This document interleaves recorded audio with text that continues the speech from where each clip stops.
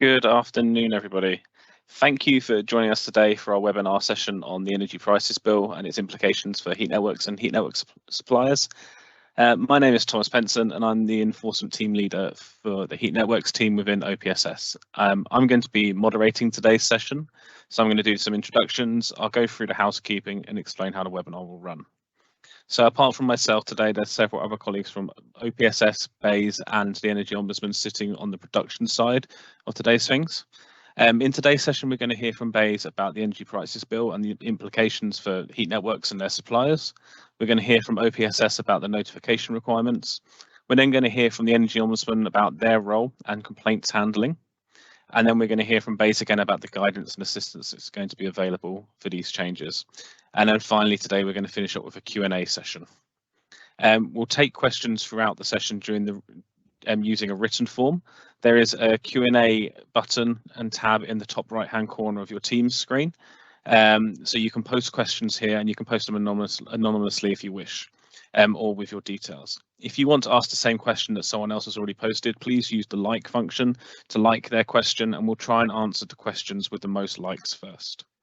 We're going to try and answer as many questions today at the end of the session, but there'll be some questions that will either need to go away and answer separately, or we're going to run out of time. So we'll pick them up after and try and circulate a Q&A post the webinar. So for today's webinar, once I finish going through the housekeeping, I'll hand over to Aaron, who's going to do the explanation of the bill before we move on through the agenda. Today's session is being recorded. But the recording is only going to include the reduction side of things, so you people watching it don't need to worry about being recorded. The recording will be made available afterwards for all attendees who wish to re-watch the session or simply couldn't catch everything that went on today. We're going to be aiming to finish today's webinar session at around 3:30. And for now, that's all from me. So I'm going to hand over to Aaron for the start of today's presentations. So Aaron. Brilliant, thanks Tom. Hi everyone, I'm Aaron Mornin. I'm the head of Heat Networks policy within BEIS. Yeah, Tom, if you can skip on to the next, or the first slide.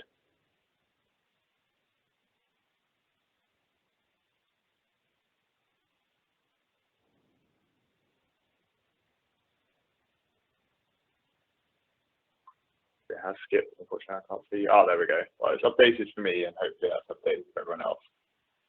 So yeah, the focus of today's presentation is to talk about the implications of the Energy Prices Bill. Now, the Energy Prices Act, after it received royal assent yesterday, was signed into force by King Charles, and the Energy Prices Act more broadly contains the legislation enabling the domestic energy price guarantees, the domestic energy price caps, the energy bill relief scheme, the non-domestic commercial energy price caps, and the alternative fuel payments, which is the name given to the various additional top-up payments to different groups of consumers. It also enables the energy bill support scheme, which is the universal £400 payment this winter to help consumers with their energy price rises.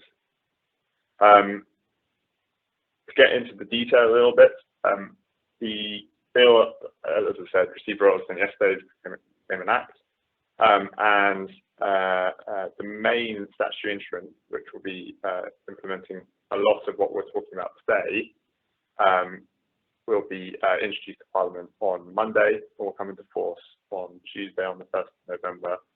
And the statutory instrument is just the name for a subsequent piece of legislation which is enabled by the Act, as I said, came into force yesterday. So broadly this winter, heat network consumers will benefit from the Energy Bill Relief Scheme, as the Energy Bill Relief Scheme is intended to reduce the prices that commercial energy suppliers offer to their consumers, including heat networks, and we expect heat networks to then pass through those cost reductions to the end consumers in terms of the price of heat that they charge. And I'll go into a bit more detail about how the legislation will require that. For the vast majority of consumers who aren't on heat networks, so for people who have individual gas boilers, the help to heating this winter will be coming through the separate domestic energy price guarantee. So that's the domestic price caps that cap the price of heat that you can be charged. But heat network consumers, will not be receiving that for heating because they get supplied through heat networks and supply their energy to commercial contracts. Because of that discrepancy, because of the difference between the help provided to heat network consumers compared to other domestic consumers this winter, government is committed to paying an additional £100 payment to heat network consumers through the alternative fuel payment powers, and that will be going to heat network consumers. We've also committed to paying it to consumers in off-gas grid properties, and it will be in addition to the £400 energy bill support scheme payment that domestic heat network consumers will also be receiving this winter. So the aims of the legislation are to ensure that the heat network consumers benefit from these reductions through the energy bill relief scheme, so to ensure that heat networks pass on the benefits to consumers, and ensure that the £100 payment is routed to heat network consumers. Great. If we go on to the second slide. So, very broadly, the legislation requires all intermediaries to pass on the benefits of the various schemes that are enabled by the legislation. So, if you are a heat network or an EV charging point, or a parked home, you're going to be required to pass through the benefits you get through those schemes to your end domestic consumers. But there are specific requirements for heat networks within the legislation that mark them out compared to those other intermediaries. And those specific requirements will be detailed more in the statutory instrument that will be introduced to Parliament on Monday. In particular, that statutory instrument will require heat network suppliers to inform their consumers if they are benefiting from the energy bill relief scheme, and how they will pass on that benefit to their consumers through their lower heat bills. So we are requiring heat network suppliers to be informing their end consumers about how they intend to use the HNMBR discount to reduce or keep low their heating bills. And that requirement will be either within 1 month of the legislation coming into force, or 1 month after the energy supply contract has been agreed that uses the HNMBR discount, whichever is the later of those. And the SI that's going to be released on Monday will detail exactly what can be taken into account and how we intend that discount to be passed through to consumers. But we are saying that heat networks can heat networks should be taking into account the efficiency of their systems in terms of their generation, in terms of the distribution of heat to end consumers, and working out what is appropriate for their particular systems to pass through to end consumers, whilst giving the end consumers a good deal, ensuring they try and get as much of a reduction from the EVRS as possible, accounting for the efficiency of their systems. And again, particular to heat networks, the Energy Ombudsman will be empowered to take on disputes from consumers who do not think their heat supplier has either complied with the obligation to write to end consumers, or has clearly not complied with an obligation to pass through some of the benefit of the EVRS. And finally, we are also going to be requiring that heat networks provide additional information about their consumers to the Office of Product Safety and Standards as part of an amendment to the heat networks metering and billing regulation.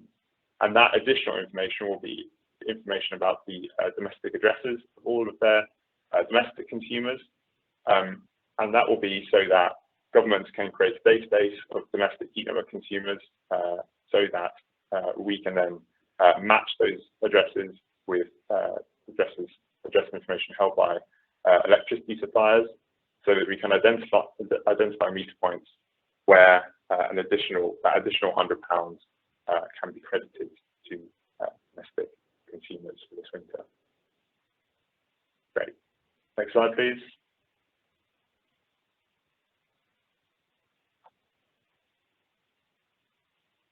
So yeah, hopefully this is just useful as a summary of the support that I've talked through already. So heat network consumers will be benefiting from the EBRS discounts, so the reductions in commercial energy prices via the Energy Bill Relief Scheme.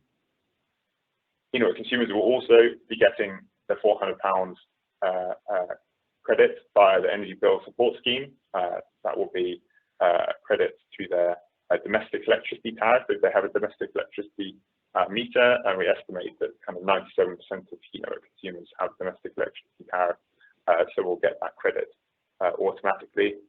And if they do not have a domestic electricity tariff, we are committed to still ensuring they get that £400.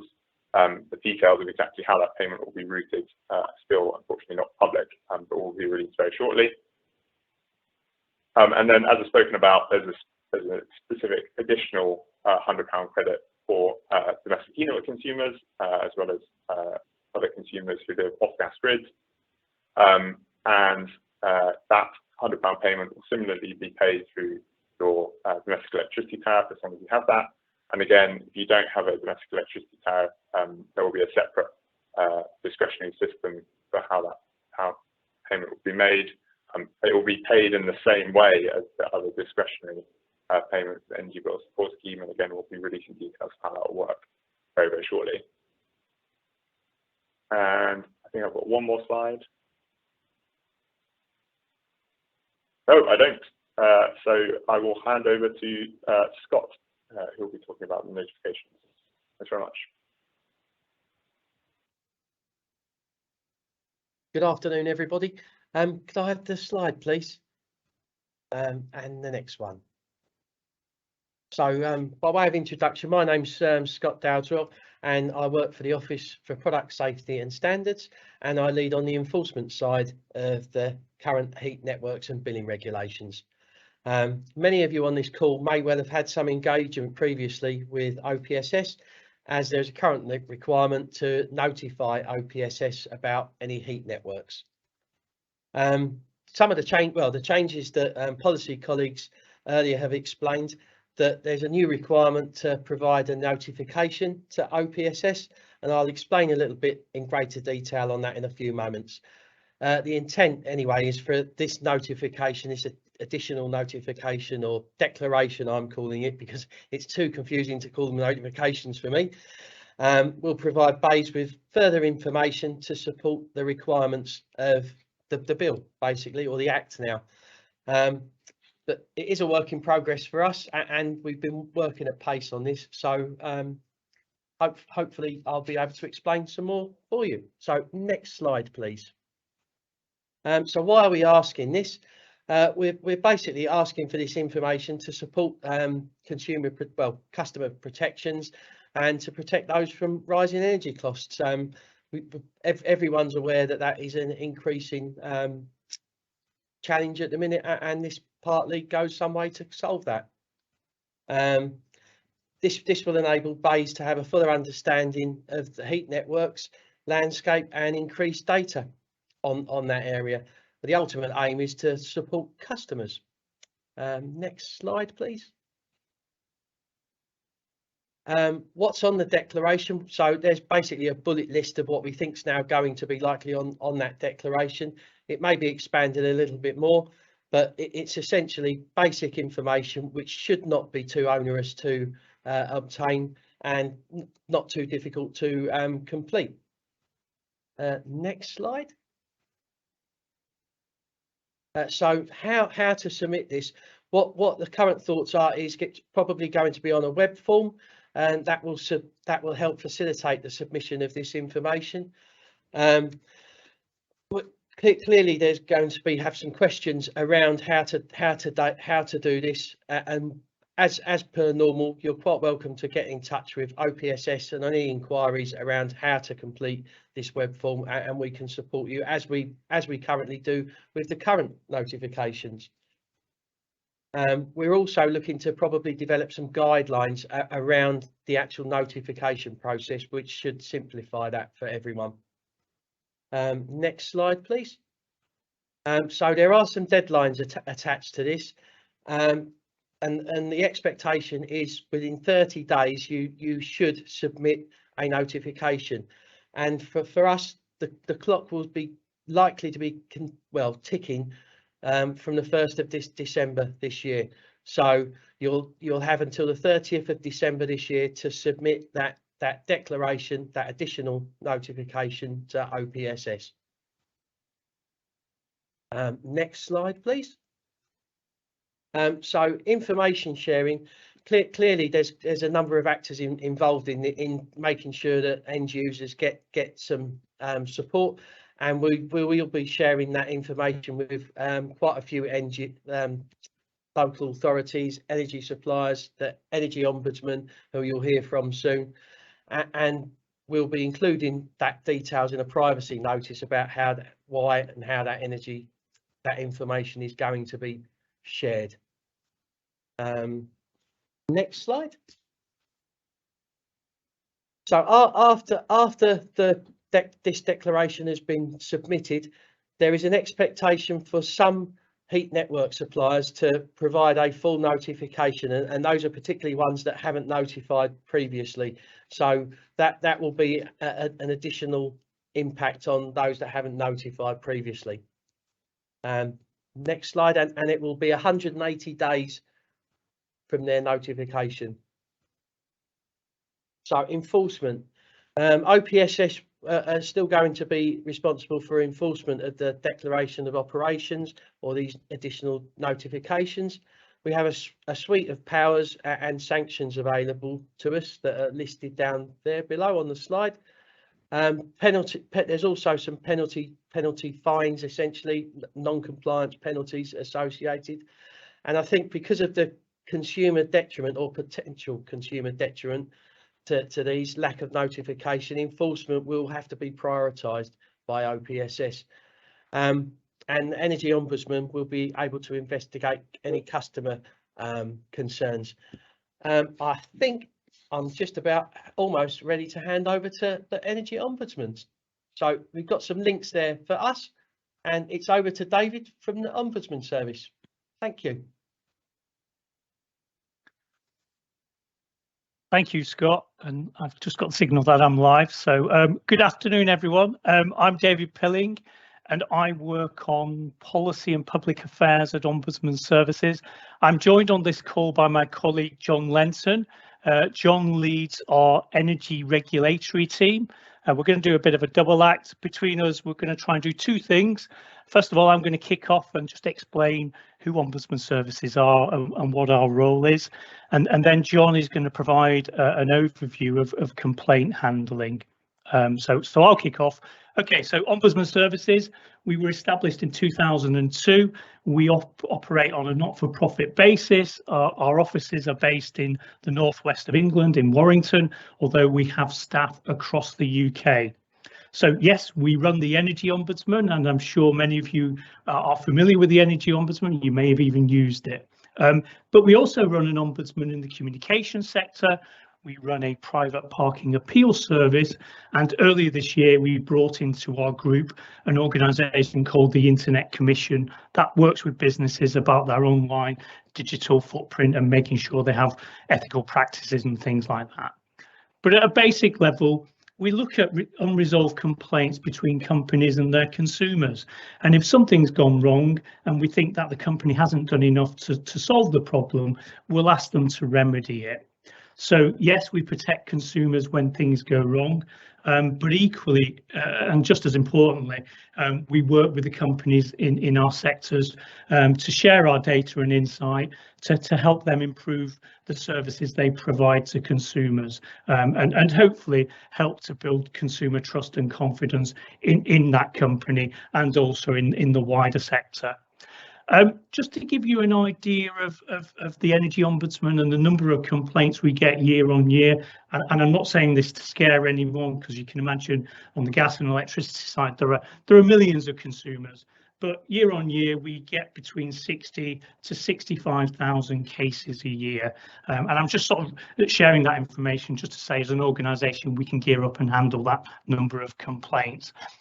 Moving more specifically to the heat network market and what our interactions have been there, we work closely with Heat Trust, the Heat Trust scheme, and their members. So we provide the Ombudsman sort of service. So if any consumer of a Heat Trust member has a complaint, ultimately they can come to us. As you know, the Heat Trust scheme has about 10% of the heat network market. So a much smaller sort of market share, if you like, but we do get complaints through. Year on year, we get between 70 to 135 cases a year. So a lot less than energy supply, but we think an important sector. We've also worked with BEIS closely for many years in terms of the heat network sector. So we're part of the BEIS Market Framework Group, which, as you all know, has looked at regulation in the heat network market. It's also looked at zoning and sort of technical standards. So we've been working with the sector there. And at some point in the future, we will become the Ombudsman for all heat networks. So we're really looking forward to that as well. And that kind of close working has really sort of brought us into this immediate work now, working with BEIS, OPSS, and of course yourselves. And we're trying to provide a solution in terms of the energy prices legislation sort of requirements when things go wrong, really. So that's what we're about. We look forward to working with you now and into the future. We will be providing more information on our website.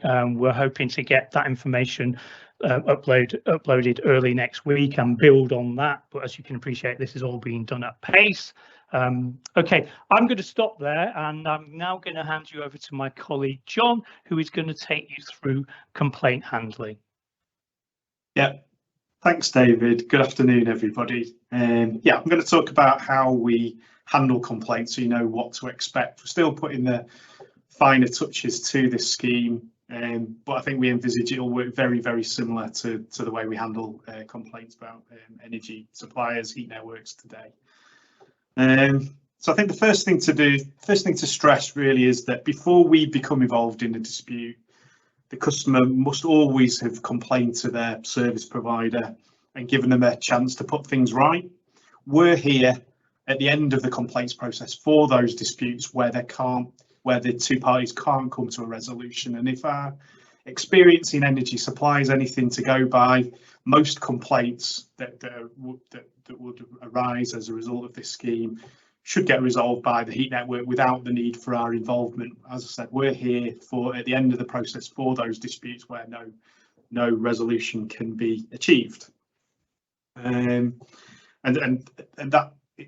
our scheme is for the customer to bring their complaint to us if they want an independent review of their complaint. I think in energy supply, we ask energy suppliers to signpost customers at the relevant time. So when the complaint process has been exhausted, to signpost to us, and it'd be great if heat networks could help us in the same way. So when someone first approaches us with a complaint, what do we do? Well, the first thing we do is assess whether it's something that we can deal with. So for this scheme, we would probably check whether the customer does live within a heat network, whether they've given the heat network an opportunity to put things right, that the matter's not been heard in court, or we haven't dealt with it previously. There's a number of checks that we carry out. If at that point we can't help, we'll try and signpost to the most relevant organisation, whether that's the heat network or Citizens Advice or whoever we think might be best placed to help. If the complaint is something that we can deal with, the case will be managed by one of our caseworkers, and there'll be a single point of contact throughout the whole complaint. The caseworker is responsible for managing the complaint, and while they're impartial, so in terms of their decision making, they're on neither party's side. They're there to sit in the middle, listen to what both parties say, and decide what's fair and reasonable. They do have a role to play in terms of helping both parties through the complaint procedure, for example, by helping the two parties understand what evidence we need to see to help us make a decision. So if we've gone through that process and we've decided it's a complaint that we can help with, the first thing that we'll do is we'll contact the heat network and let them know that we've got a case. And at that point, the heat network has got one final opportunity to resolve things with the customer. And if they achieve a resolution at that point, then they'll be charged a reduced case fee. For any other cases, we'll carry out an investigation. So what we'll do is we'll ask both parties to provide evidence to show what's happened and to support their view of the case. So we'll expect both parties to provide all the evidence that they have in their possession that's relevant to the complaint, whether that's account notes or bills or copies of correspondence, copies of the complaint correspondence. Once we've collected all that information from both parties, the case handler will consider it all, analyse it all, and make a decision in terms of what's fair and reasonable. And we'll then communicate that to both parties, explaining the reasons for our decision. Our decisions are based on what's fair and reasonable. We take a number of things into consideration when we're looking at what's fair and reasonable. So obviously any applicable law, the regulation, the terms and conditions of the contract, other sources of good practice. Obviously, in terms of the complaints we're talking about here, the design of the support scheme will be really important in terms of understanding what the obligations are of the heat network and whether they've been met. If we decide a customer has been treated unfairly, we will then require the network to put things right. And the basic principle we have in terms of formulating what that might be is to try and put the customer back in the position they would have been in if whatever has gone wrong hadn't occurred. That's usually the end of our involvement in the case, although there is one final opportunity for both parties to provide any final evidence that they haven't submitted beforehand, or if they feel that we've made a mistake, it's a chance to put that right. And if we get any further comments in that regard, we'll reconsider the complaint and issue a final decision. Once we've hit that final decision point, the customer will then have the opportunity to decide whether they want to accept our decision or not. If they accept our decision, it will be binding on the heat network, and we'll ask them to carry out any actions that we've required within 28 days.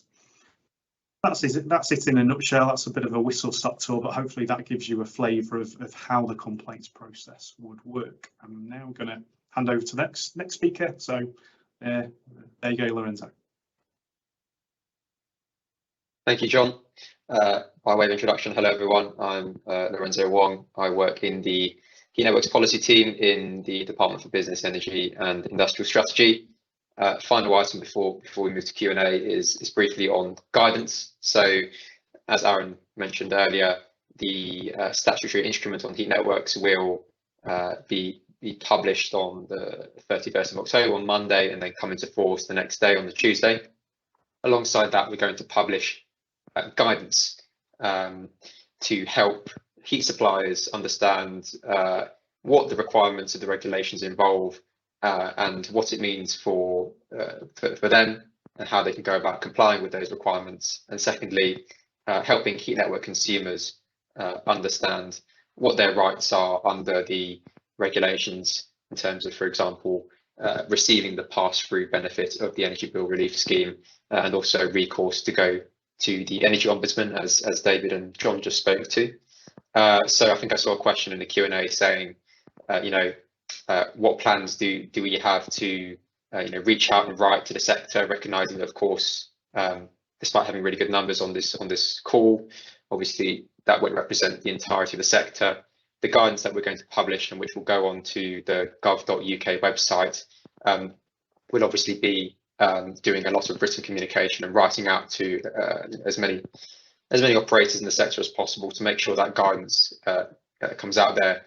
It will also be sort of explained in layperson's terms, recognising that obviously statutory instruments and legislation in general isn't always the easiest to interpret. So briefly, the key content which the guidance will cover, first of all, there's also going to be statutory instruments to help implement the support schemes, which Aaron spoke to earlier. So the energy price guarantee, the energy bill relief scheme, the alternative fuel payments. So there'll be guidance on all of those schemes, and underneath that guidance will be explained just exactly how heat networks and heat network consumers will benefit from each of those schemes. Then moving to the heat network guidance specifically, we'll have details of the requirements on suppliers to pass through the benefit of the energy bill relief scheme to their consumers, how to calculate that pass through, and will include examples which basically set out real life scenarios which might be applicable to some of the networks that you operate, and how you can then apply the pass through in a way that complies with the regulations, and also information which needs to be provided to consumers, which Aaron spoke to earlier. Will include letter templates which heat suppliers can use to inform consumers of the pass through, how they've affected it, and the amount that their consumers will be getting, and also letter templates for consumers so that they can inquire to their suppliers on the details of the EBRS pass through if they've not received that already. We'll also be including information on how a consumer can raise a complaint with the Energy Ombudsman.